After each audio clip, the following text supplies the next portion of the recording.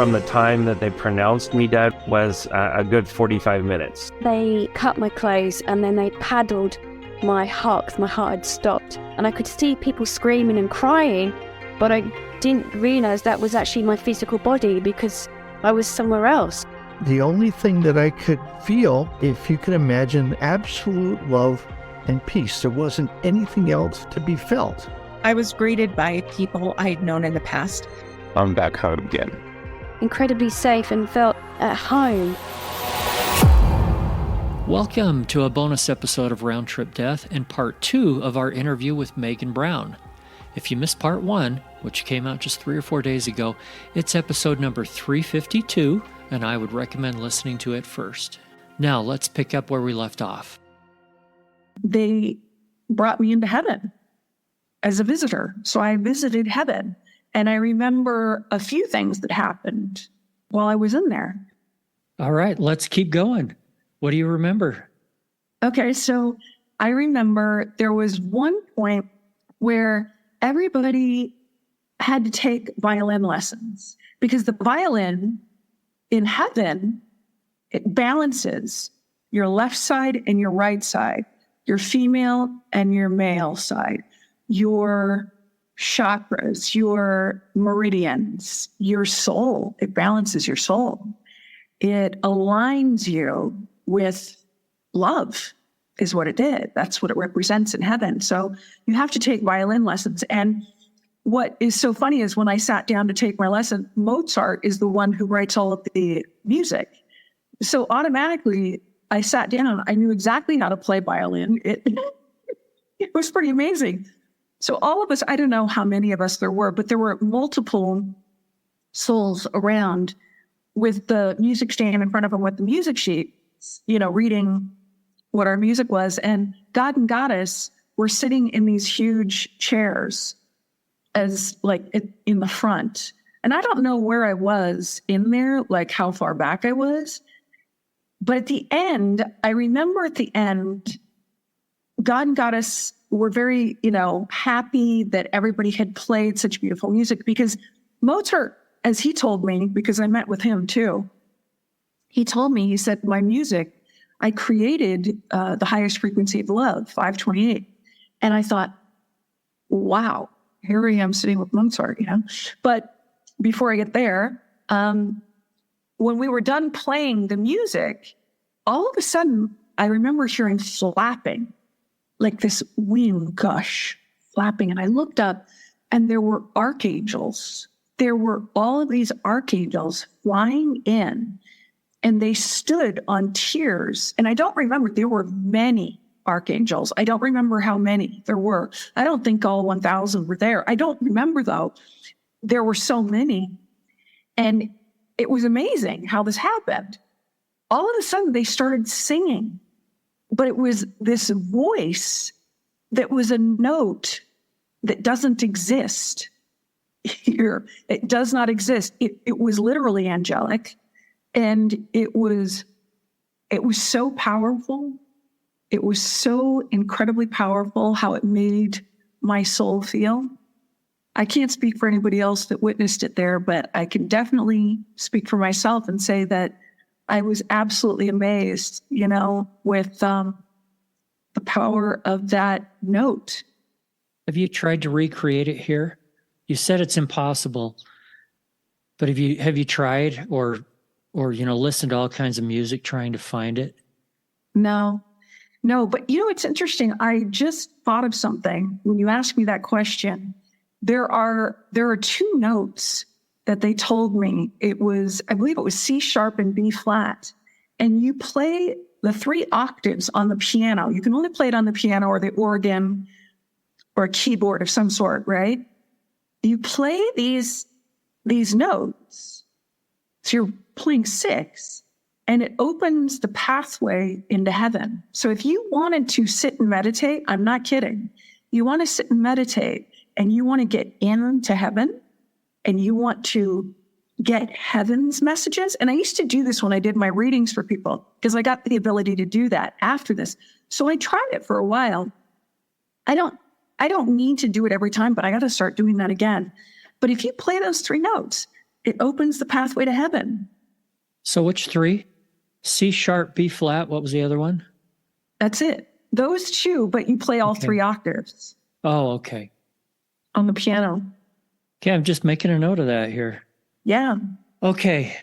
I should let our listeners know. You've called this your 5 days in heaven. Yes. Because they're wondering, where is this going to end? Because this is a lot longer than most experiences that we hear. This podcast isn't going to go for 5 whole days. Don't worry about that. But let's keep going. What happened next? So you know the violin now. You're buddies with Mozart. Right. Yeah. So, I'll tell you, speaking of Mozart, I'll tell you how that happened. So I got called into temple again, back to where I met in the beginning of getting into heaven. And this time it was just me, Mozart, and Bach. And I thought, why am I meeting with Mozart and Bach? I mean, it's fascinating. I thought because I was married to a musician, I thought maybe that's why they're having me meet with musicians. I didn't know. So I sat there and I thought, okay, what are they going to tell me? I don't know how long this went on for, but we sat there and they went into great detail about changes that were coming to Earth and changes that I needed to be aware of. And the only changes that I can remember them talking about were coins and money, currency on Earth. They said that there is one currency that is trying to come in, that they're trying to infiltrate Earth with. And I don't remember what else they said about that specifically, but I do remember that they said, save your coins. You're going to need your coins. It wasn't until I had my store in Sedona and I went into the bank, and as I'm approaching the bank during COVID, it was after, there was a period that I was shut down for 2 months, but I went to the bank to go get coins, and there was a sign on the door, that they taped up there saying, we have a shortage of coins going on. Please, this is for businesses only, and da-da-da. And I thought, oh my God, Mozart and Bach, boom, flooded into my head.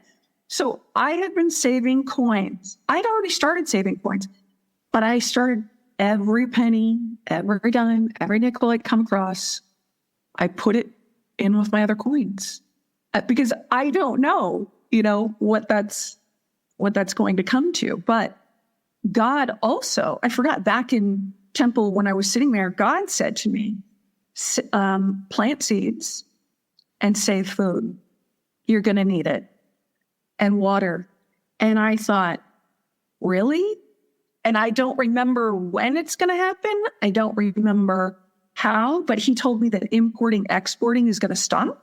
He told me a lot of stuff that I'm kind of afraid to say, because I'm not into politics. I'm not into any of that, So I don't want anybody to think, oh, well, she's this side of the, Yeah, but basically it was hey, be prepared because something may be coming. Oh, something will be coming. It's not may. It's something will be coming. Something will be coming. Yes. Did he give you any idea of when? That's what people are going to want to know. When or what? Well, I'm sure he told me when, but they don't allow me to remember everything.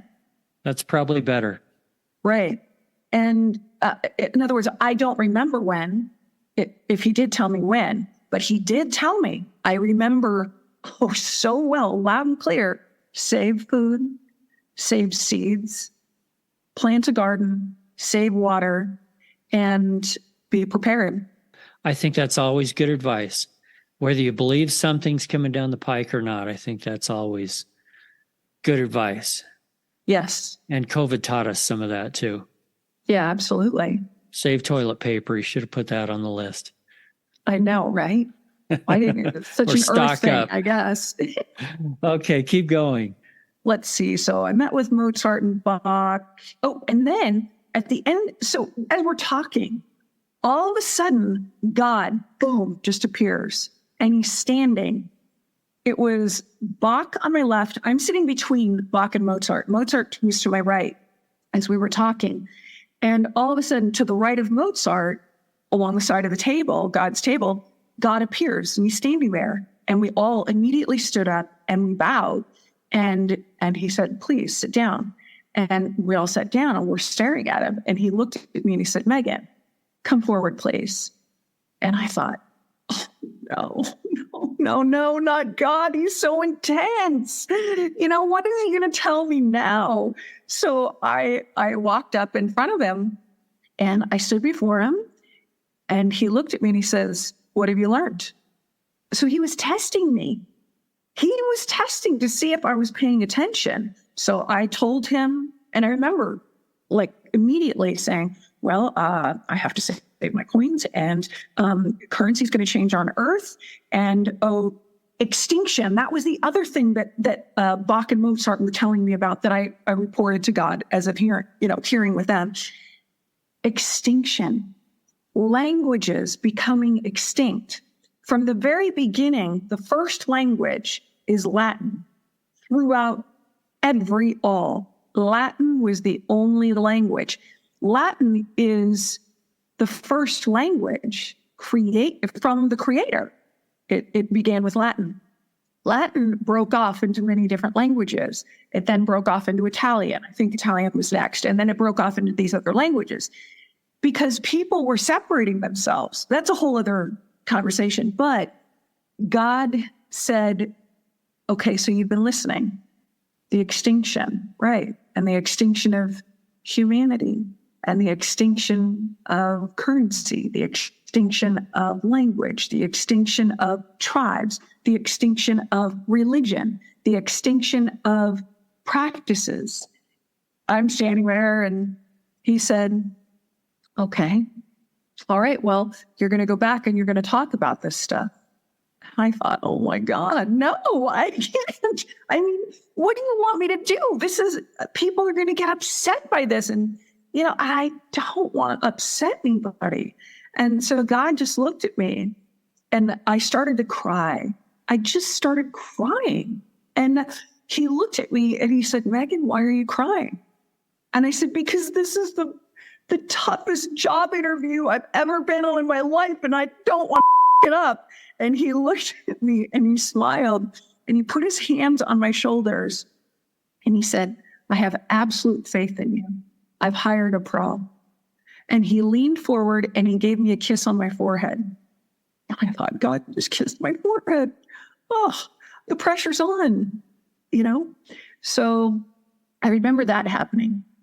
Then I remember, and this is all probably out of order, of when these things took place, but I'm going to jump to walking down the sidewalk there in heaven, and all of a sudden looking up, and in front of me was Freddie Mercury. And I thought, oh my gosh, Freddie Mercury, really? I've been a fan since age 11. Are you kidding me?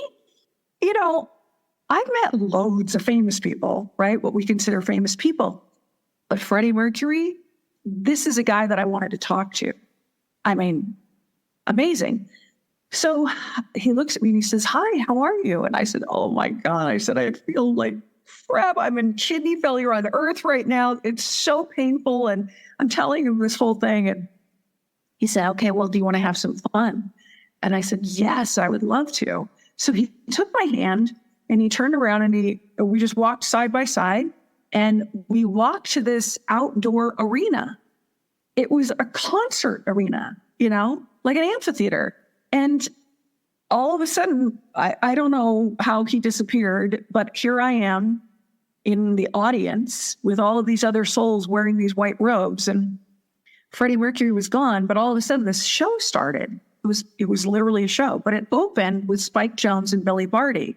And what's funny is I met Billy Barty when I was a kid. I was selling raffle tickets to my chili cook-off. So, I mean, it was just funny. So here I am watching him on stage now, but this time he's with Spike Jones doing their skit from their show that they had in the 40s or 50s, whatever it was. And so it opened with them, and then it went into Ella Fitzgerald and Cole Porter, and she was singing. And I mean, could it get any better? I don't know, but it did. It got better and better. And then I remember the band called Queen in heaven. Heaven's version then, it was, of course, Freddie Mercury on piano and lead vocals, but Marvin Gaye was on piano as well. Rick James was playing guitar and doing his dancing. Terry Kath from Chicago was on bass. Buddy Rich was on drums. And it was amazing. This was the greatest concert I've ever been to. I mean, I can just tell you, heaven. It was great. It was a great concert. So after the concert was over, I remember being inside the tent where I had to stay, and there were the 27 archangels who were in the beginning in temple when I got to heaven. They were sitting in this tent, but then Ella Fitzgerald was there, Terry Kath and Freddie Mercury were sitting straight across from me at this table. And then, gosh, who else was there? I mean, Marvin Gaye and, all these souls that were there. Buddy Rich, he was really quiet, as a matter of fact. Billy Barty was there.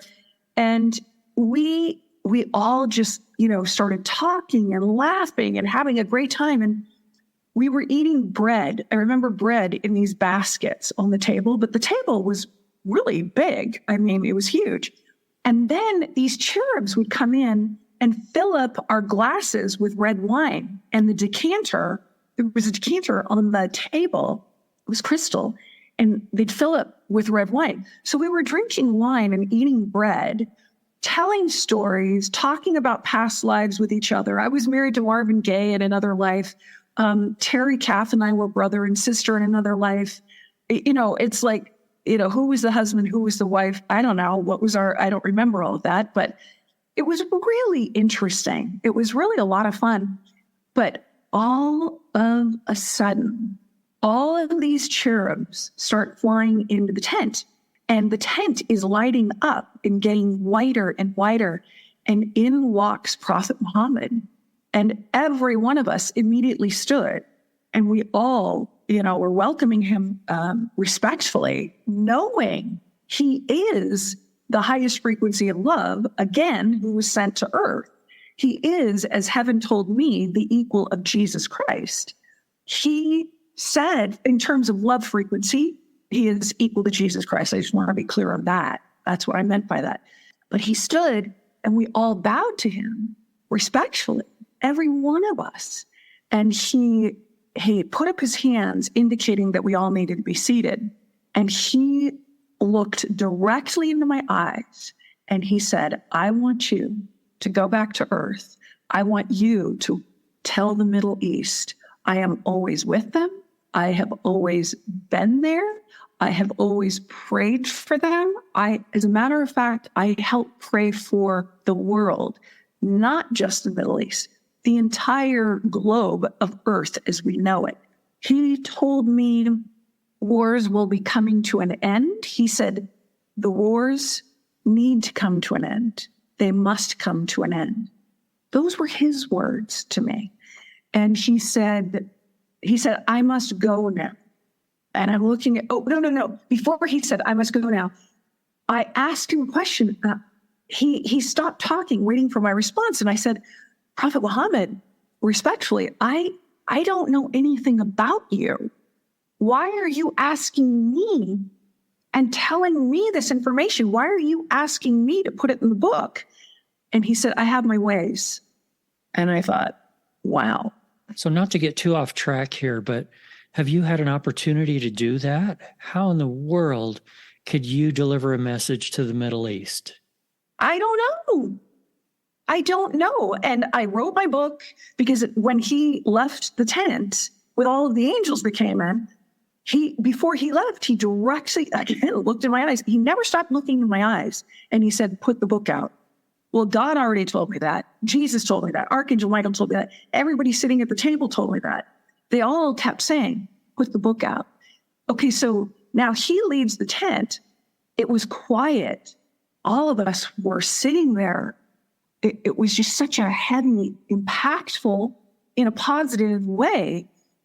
And I think it was Marvin Gaye who broke the silence. And he said, Megan, he said, listen, you have to put the book out. You have to tell everybody our stories. It was not easy going through the civil rights. He said, I remember when Dr. King was assassinated. I remember what happened on the streets. And Ella Fitzgerald, spoke as well. Terry Kath was talking to me. Quick pause here.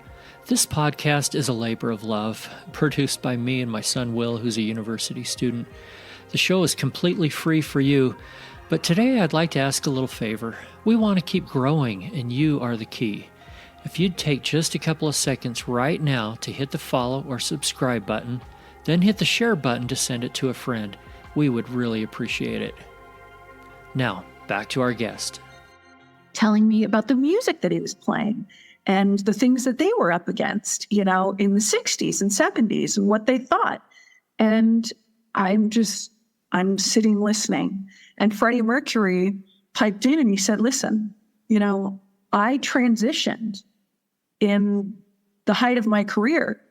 And I want you to tell every gay person out there, male, female, it doesn't matter. He said, we're all welcome here in heaven. He said, we're all welcome here. He said, that was not easy to do.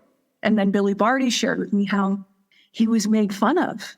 And when he was a kid with his parents, people used to stop and laugh at him and say, oh, he should be in the circus. So every one of these souls was sharing with me their souls, literally, and the impact that Earth had on them in their lives.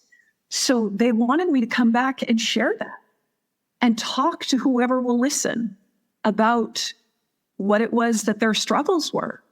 Everybody has struggles. Yes, everybody has struggles. But what's interesting are the struggles that they went through. And basically, it all comes down to judgment and people not being accepted. That's what it came down to. And that was the main message that everybody kept saying to me. Acceptance is synonymous with love. And God said it to me as well.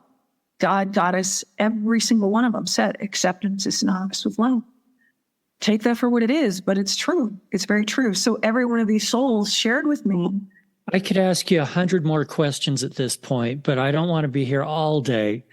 We have patient listeners already. I mean, things like, hey, well, why do you need to eat and drink? And things like that. And what was the music like at that concert and et cetera. But we're not done yet, so we better move on. Tell me what happened next. Okay, so after that tent, I remember another point where I was standing in a circle, in the center of a circle, and all of these archangels, saints, ascended masters were standing around me, and then cherubs were floating, or not floating, but fluttering as they do. And they don't talk, by the way. I never heard a cherub talk. Fluttering as in wings? Yeah, their wings. Okay. And they were gold. They were all 33 1/3 karat gold, all of the angels. I was standing in the center and they would raise their right hand. Whoever spoke to me would raise their right hand and the white beam of light would come from their hand and hit my soul. And I started to cry because I didn't want to go back to Earth. I did not want to come back here. Then at one point, all of them had their hands up so that I could feel their love. That's what it was. They were sharing their love with me. When I felt that, I stopped crying. And then they had these messages. And I remember one female, she had long, long blonde hair, beautiful, beautiful, porcelain white skin hue. And she looked at me and said something about coming back to Earth and how they would all be there for me. I don't remember verbatim what she said. Then I remember moving along where I'm standing under this fig tree, or no, it was an olive tree. It was an olive tree. Jesus and I were talking, and Saint Germain was sitting under the olive tree, holding his knees in the shade. And Jesus looked at me and he says, well, Megan, yeah, it's that time. And I said, Jesus, I don't want to go back. I don't want to go back to Earth. And he said, I'm not God. He goes, look, I follow the orders just like you do. And I thought, oh my God, I got to go through this. I got to go back, He all of a sudden threw up a picture, this like 11 by 14 picture or 8 by 10 picture of my son and then husband. And both of them said telepathically, don't go, we need you. They said it simultaneously. And all of a sudden I looked at my son and I said, Jesus, I said, oh, my son needs me. I have to go back. And he said, okay, you better go back. I gave him a hug. I said goodbye. And as I was walking down the dirt road, I had to go to this shack, this little tiny shack, and take off my robe and put it in the laundry basket there. And there's this wicker laundry basket.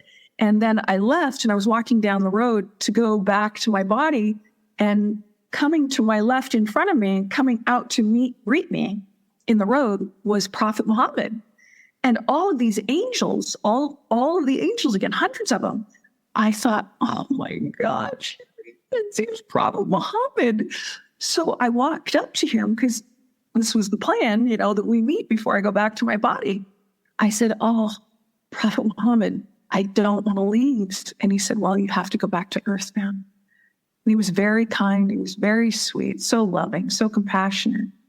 I looked at him respectfully and I said, may I give you a hug? And he said, sure.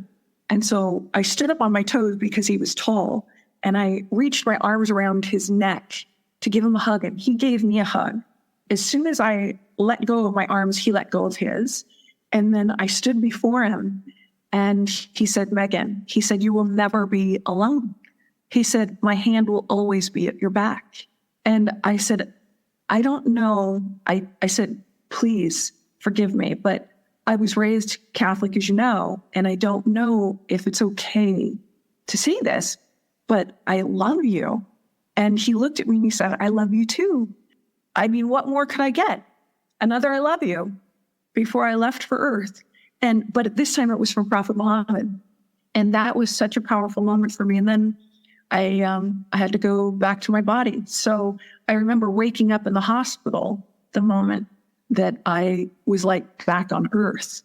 And boy, I don't know who was in the room at that time in my hospital room, but I remember, I think there was a nurse there because I remember a woman standing there and I said, I just saw Jesus. I couldn't remember Prophet Muhammad right then.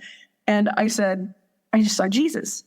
And she goes, you saw Jesus? And I said, yeah, I did. I just saw him like a couple minutes ago. It was funny. But anyway, it was a very powerful experience, and I'm grateful for it.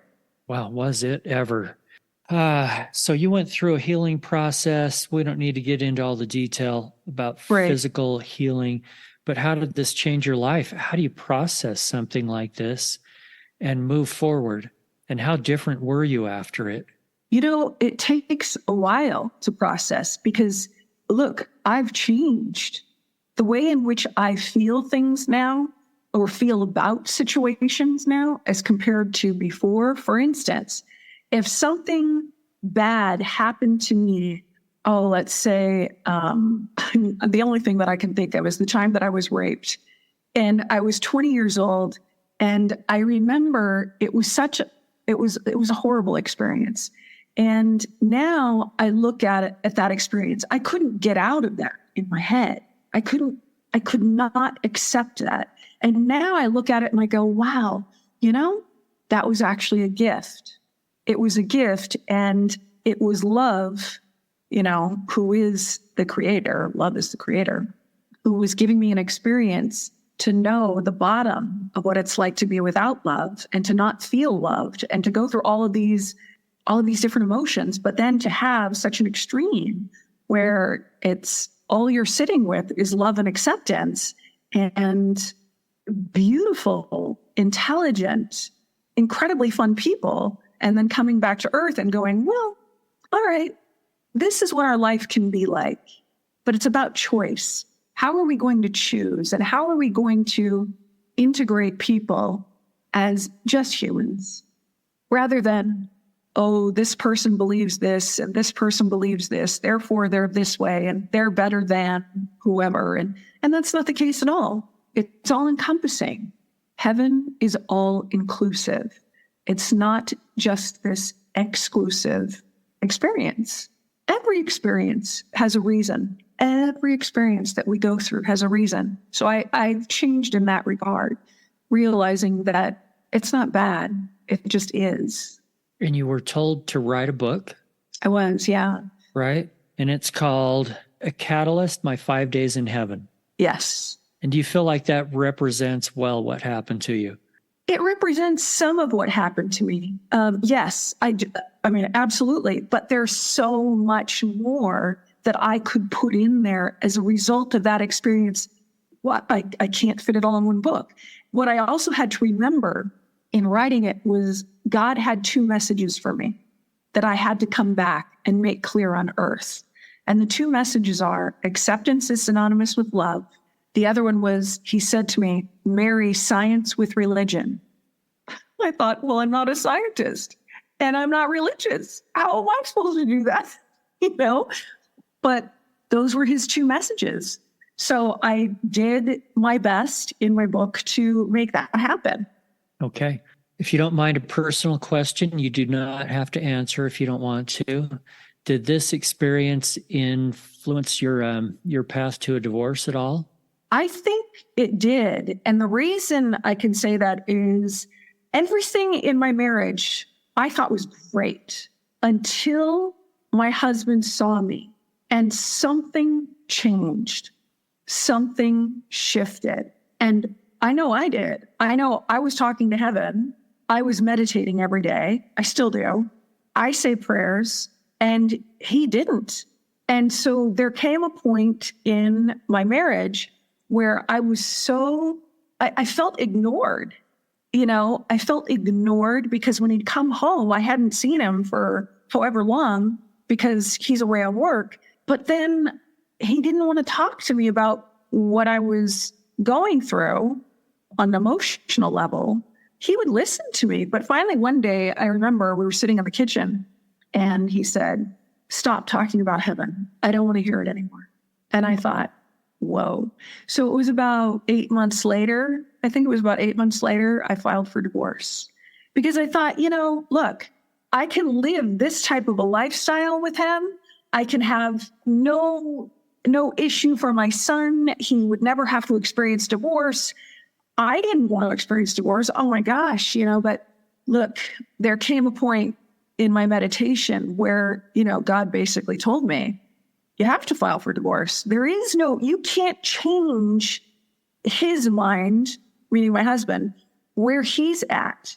It's not for you to do. He has to want to do that. And you guys you're at a crossroads, Megan. I mean, you can basically live partially you, be your partial self with him, or you can go and be your complete self somewhere else, So I chose to leave. I chose divorce. Well, I appreciate you opening up about that. I only ask because the divorce rate among people that have had experiences like this is very high. And so I'm trying to learn a little bit about maybe why. And it sounds like with you two, you were just a very different person afterwards. And maybe he wasn't married to the same person that he used to be. True. Yeah, because it was funny. I was outwardly calling myself an atheist, and I never talked about God. I would just be like, ugh, and when baptism, because my grandmother, when my son was born, she says, well, where are you getting him baptized, my son? And I said, I'm not. Well, you can't do that. Oh, well, because it was, he needs to be protected. And I'm like, oh, Nani. I said, come on, please don't. And then my husband would say, yeah, we don't need to go down that path. Look what the Catholic Church did for us. We would joke, together. And I say, yeah, right. Because that's how we both felt. But then here I come back from heaven and I'm like, oh, I just remembered my meeting with Archangel Michael. Or, oh, last night I had a visit from God. And it did happen after my near-death experience. I remember this one night I got a visit from God. And this happened multiple times. I would tell him these things and he'd be like, here we go again, this God thing, this whatever. And I'll tell you, this was really interesting. This was so weird. So I had a visit from God one night. I was asleep, and then I get pulled up to the clouds, and I'm sitting in the clouds in my golden chair that I was sitting in temple, and God was sitting in his chair. We're sitting straight across from each other, and the clouds are going over our feet. And we had a very long conversation, and I don't remember the entire conversation, but I do remember his mission for me at that moment. He said, you will go back, you will write a letter to Elie Wiesel, and you will tell him the Pope is going to resign. And I said, wait, come on. What? I said, why are you telling me this? He said, you will do it. And I said, okay, yeah, all right. So I wake up the next morning and I'm like, yeah, that's not going to happen. I'm not going to write a letter to Elie Wiesel. I love Elie Wiesel, and this poor man had gone through so much in his life with the Holocaust. How could I come to him? And why would he care if the Pope is going to resign? Furthermore. So I went to bed that night, didn't think anything of it. Woke up the next day. Great. Okay. Getting ready, my son, getting ready for school or whatever. And I take him to school, do the whole thing. And then that night I go to bed. I get a visit from God again in the middle of the night. Same seating arrangements. And he looks at me and he says, why didn't you write the letter? And I can't lie to him. So I said, well, because I don't want to. I said, I don't want to because the guy's probably going to think I'm crazy. And who cares if the Pope resigns? And, I'm saying all of this stuff. And he said, that wasn't my question. I mean, I'm glad that you shared that with me, but that isn't my purpose coming to you. I'm telling you, you need to write that letter. And I thought, yeah, I know how intense you are. And I felt that intensity again. So I said, okay, all right. So the next day I wrote the letter. And it took me like 2 days because I thought to myself, oh my God, maybe I wrote it all in one day. But then I went and I went online and I found out Elie Wiesel's office. He had an office in New York. And I overnighted the letter, signature required, to his business. And it was received. It was signed for. And so I then talked to my Jewish therapist, who said to me over the phone, how are you doing? I said, fine. Here's what I did. And here's the letter that I wrote. And I read it to her and she goes, well, you didn't mail it, did you? And I said, well, of course I did. I said, because God ordered me to. And she said, okay, well, you're not, threatening anybody. You're not harming anybody. You're not harming yourself. You're not, And I said, no, absolutely not. I said, I'm just giving the message and explaining, like, I come from this Catholic background and I'm embarrassed to send him a letter. I mean, I was really honest with him. And she said, okay, well, and then we went on the rest of our session. So a few days later, I don't know, 5-6 days later, I get a phone call at about 6 o'clock in the morning. Phone's ringing and I'm not even awake yet. I said, hello. And she said, how the did you know the Pope was going to resign? And I said, what are you talking about? I don't know what you're talking about. She said, turn on the TV right now. And sure enough, CNN, there it was, Pope's resignation. And she said, how did you know the Pope was going to resign? And I said, well, do we have to go through the CNN? I said, I told you, God came to me a second time, and this is what happened. I'm not crazy. This stuff happens, and people get visits from God or Jesus or whoever. And so she said, listen, I'm starting to believe now in this heaven thing that you went through. And I thought, well, that's great. But, I don't know what it does, that I was told the Pope was going to resign and it actually happened. But I just thought I'd share that. So maybe that was the reason for the letter, for her to believe a little bit. Maybe. Yeah, who knows? Maybe. My then husband didn't believe. He was like, he did find it very strange. He thought, how did you know that? How did you know that? That's a big coincidence, girl, right? Well, it's no coincidence because I wasn't following the news or the Catholic Church. So you mentioned his intense look or his intense gaze at you. Can you describe to us what he looked like? Yeah, the Shroud of Turin. So the reason that I know this is after my near-death experience, one night I was watching National Geographic and they started talking about the Shroud of Turin. And I thought, what is the Shroud of Turin? And where it's located in Italy in this little Catholic church, and it's, in this glass case and da-da-da. And all of a sudden they show the face and they said, this is Jesus's face. And I went, I'm laying there. Nobody's with me. And I thought, oh my God, that's God's face. That's not Jesus. That's God. People think that's Jesus? No. So it wasn't Jesus. It's God's face. And the reason that his eyes are closed is because he was showing his disappointment that humanity had just killed this, highest frequency of love. He sent Earth to be the highest frequency of love on Earth, and he was murdered. Do you remember the color of his eyes? God's eyes? No, I don't. I remember his skin. He had this like tan skin. Jesus was darker. He had this very brown skin. I mean, he lived in Israel, so how could he not have darker skin? And he was beautiful. Oh my God, Jesus, I'm talking about. God, I won't say anything like that about because he's God. We need to wrap up here. You've given us a lot of things to think about, some really good advice and other things. What last thoughts would you like to leave with everybody that's listening today? I would like to say, take responsibility for your actions in every day when you wake up. Treat people as though you would want to be treated yourself. Treat people as being an extension of love because they are. Treat treat every human as love, not as different. Beautifully said. Thank you, Megan. Thank you, Eric. Thank you for having me on your show. I really appreciate it. And that was a lot of fun. And thanks for letting me share so openly. Thanks to you for listening. And remember to follow and share this podcast. Until then, I wish you everything good that you're looking for in this life and the next.